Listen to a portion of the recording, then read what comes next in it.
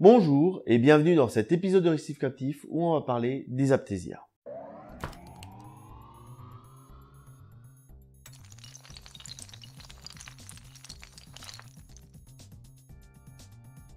Sont considérés comme un fléau dans l'aquarium.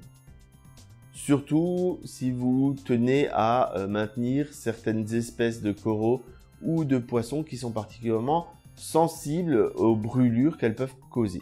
Ces aptésias, elles viennent chez vous grâce à des boutures ou avec les pierres vivantes. D'où l'intérêt dès le départ de toujours bien observer tout ce qui rentre dans l'aquarium. Une bonne observation permettra d'éviter la plupart du temps une contamination. Même si, bien sûr, c'est un animal qui est plutôt facile à cacher et qui va peut-être être dans un trou et qu'on va pas voir. Donc, ce n'est pas parce que vous avez tout fait pour les éviter que vous n'en aurez jamais. Maintenant, voyons les remèdes. Alors les remèdes, il y a d'abord la partie remède naturel et après il y a la partie attaque chimique. Au niveau naturel, le plus connu, ce sont les crevettes Wundermanni. Alors les crevettes Wundermanni, ou qu'on appelle aussi les peppermint outre-Atlantique, c'est une espèce de crevette qui est pas ultra courante dans la nature. Il y a un endroit où elles vivent et cet endroit-là, actuellement, quand je suis en train de tourner cette vidéo, il y a eu une tempête il n'y a pas si longtemps que ça, donc on n'en trouve plus. Par contre, il y a plein d'autres crevettes qui lui ressemblent et qui n'ont pas exactement le même comportement. Donc, on va éventuellement se retrouver avec des animaux qu'on a achetés comme étant de la Wundermanni, qui ressemblent à de la Wundermanni, mais qui n'en est pas. Et à ce moment-là, vous allez avoir des gens qui vont râler sur les forums. Oui, j'ai une crevette, j'en ai marre, elle touche pas à mes aptésias. Ben ouais, c'est peut-être pas la bonne. Ou alors, elle s'est rendue compte que vous la nourrissiez bien et que par conséquent, elle n'avait pas trop besoin de se, entre guillemets, faire suer. Et elle profite du nourrissage plutôt que de venir vous déparasiter et enlever les aptésias. Ensuite, l'autre solution, c'est l'Acrechtis tomentosus. Alors, l'Acrechtis tomentosus, c'est un poisson. C'est le poisson lime. Donc déjà, il faut un certain volume pour pouvoir le maintenir. Ça, c'est une évidence. Donc, si vous avez un petit volume, c'est déjà un poisson qui n'est pas possible à maintenir. Et donc, ce poisson, il va venir picorer et manger les aptésias.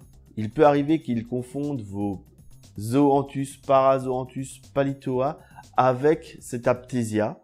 Et donc, il peut picorer là-dedans aussi. Donc, ça peut être un risque. J'ai eu des tomentosus, ils ne me l'ont jamais fait. Mais ça reste un risque avec cet animal. Donc, je préfère vous le dire et vous avez de la chance, il ne le fait pas, plutôt que passer outre et ensuite on va venir râler chez moi en me disant « Hey, je savais pas, mais ça le fait ». Bref, c'est un super poisson, hein, ça nage, mais j'adore la nage de ce poisson, c'est juste génial et c'est très efficace. Par contre, donc, dans ces deux solutions, il peut arriver que des aptésias restent et que si vous enlevez le poisson ou bien les crevettes, eh bien, vous soyez à nouveau envahi parce que ça se reproduit très vite, ces aptésias. On va arriver à la solution chimique. La solution chimique, qu'est-ce que c'est? C'est en fait, on va venir injecter un produit polype par polype d'aptésia pour les éliminer. Alors attention, cette solution, c'est du polype à polype, comme dit, donc ça prend du temps. Mais en plus, on ne peut pas tout traiter en même temps. Si vous avez 20, 30, 40 aptésias, ça va prendre plusieurs jours. Personnellement, je suis partisan de ne pas traiter plus de 5 à 6 aptésias à la fois. Pourquoi? Parce qu'à chaque fois qu'on vient injecter quelque chose, on injecte des produits dans l'aquarium. Ces produits, ils vont avoir un effet sur la chimie du bac. Et si on traite tout le bac en une fois, ben, ok, on n'aura plus d'Aphthesia, mais on peut déstabiliser totalement la chimie du bac et avoir d'autres problèmes par après. C'est pas le but. Donc restez raisonnable, vous le faites petit à petit, et en même temps ça évite d'y passer 3 heures et d'en avoir vraiment ras la casquette. Vous faites 2-3 polypes, vous laissez 2 jours, vous en refaites 2-3, et au bout d'un moment, vous allez voir que vous allez rattraper la vitesse de propagation. Hein, si ça se trouve par rapport à votre volume, hein. Quand je dis 2-3, c'est 2-3 sur un volume de 100 litres. Parce que sur un volume de 100 litres, vous en faites 2-3 par jour. Sur un volume de 700, vous pouvez aller à une dizaine, on est d'accord. Hein, il y a toujours un aspect de dilution dans toutes ces choses. Et ça, c'est une évidence. Et comme c'est une évidence, j'oublie parfois de le dire. Donc voilà.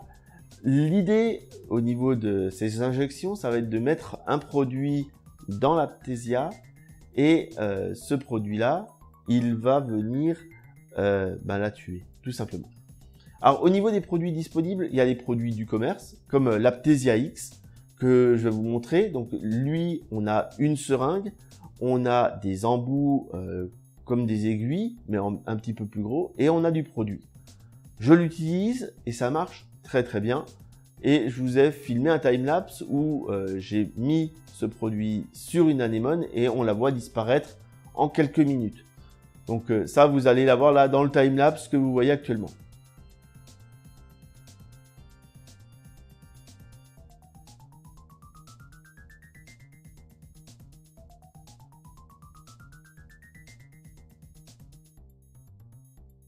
Ensuite, on peut faire à peu près la même chose avec du vinaigre blanc.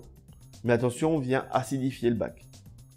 Et certains préparent du kalkwasser, donc de l'eau de chaux. Eh bien, on peut très bien imaginer prendre de l'eau de chaux dans une seringue et venir de la même façon piquer au cœur de notre Aphthesia et lui injecter l'eau de chaux. Ça va lui être fatal. Donc ça, c'est les solutions, on va dire, de bricolage si vous en avez une, deux, vite fait, vous avez rien à la maison, un petit coup de vinaigre ou un peu d'eau de chaux, un carbonate de calcium, ce genre de choses.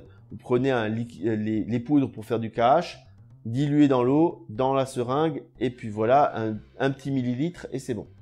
Au niveau de la façon de procéder, vous prenez 1 millilitre, hein, c'est pas la peine de remplir la seringue, hein.